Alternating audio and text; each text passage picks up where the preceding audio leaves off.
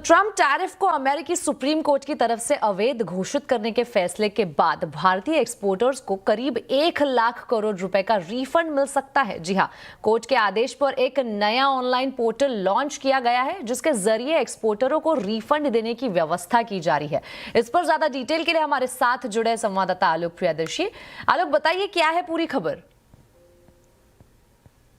बिल्कुल, देखिए, ये जो भारत से अमेरिका में खासतौर से textile, readymade garments, engineering goods और केमिकल सेक्टर में एक्सपोर्ट करने वाले जो कारोबारी हैं उनके लिए बड़ी अच्छी खबर हो सकती है, क्योंकि जिस तरह से अमेरिकी सुप्रीम कोर्ट ने ट्रंप के रेसिप्रोकल टैरिफ को अवैध घोषित किया और कहा था कि इसको एक्सपोर्टरों को वापस किया जाना चाहिए, लिहाजा वहां पे अमेरिका में कल 20 अप्रैल को वहां पर एक नया पोर्टल लॉन्च किया गया है जिसमें ग्लोबल टैरिफ रिफंड की व्यवस्था की गई है। इस पोर्टल का नाम केप है।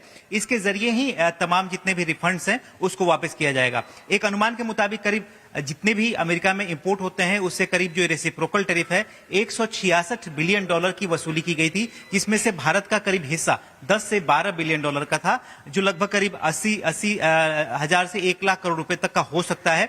इसमें अगर देखें तो खासतौर से टेक्सटाइल, रेडीमेड गारमेंट का 4 बिलियन डॉलर, इंजीनियरिंग गुड्स का करीब 4 बिलियन डॉलर, इसी तरह से 2 बिलियन डॉलर करीब केमिकल या दूसरे सेक्टर्स का है। तो लिहाजा अब ये जो एक्सपोर्टर हैं वो अपने इंपोर्टर यानी कि जो अमेरिका में उनके बायर्स हैं उसके जरिए इस रिफंड को क्लेम कर पाएंगे। खासतौर से ये पोर्टल जो है अमेरिकी कंपनियों के लिए खुली है, उन कंपनियों को रिफंड मिलेगा और उनके जो इंडियन एक्सपोर्टर हैं उनके जरिए एक रिफंड शेयरिंग की व्यवस्था की जा सकती है और एक्सपोर्टरों को उसके जरिए जो अवैध एक तरह से सुप्रीम कोर्ट के आदेश के बाद वसूली माना जा रहा था उसकी वापसी हो सकती है। आपको बता दूं कि ट्रंप ने जो रेसिप्रोकल टैरिफ लगाया था वो international emergency economic powers act के तहत लगाया था और अमेरिकी सुप्रीम कोर्ट ने इसी को अवैध घोषित किया था। लिहाजा अब एक उम्मीद है कि जो वसूली की गई है वो अपने अमेरिकी काउंटर पार्ट यानी कि वहां के जो अमेरिकन बायर्स हैं उनके जरिए इंडिया के एक्सपोर्टर्स उसमें से रिफंड शेयरिंग कॉन्ट्रैक्ट या आगे जिस तरह की व्यवस्था कर सकेंगे उस हिसाब से उसको रिफंड ले सकेंगे।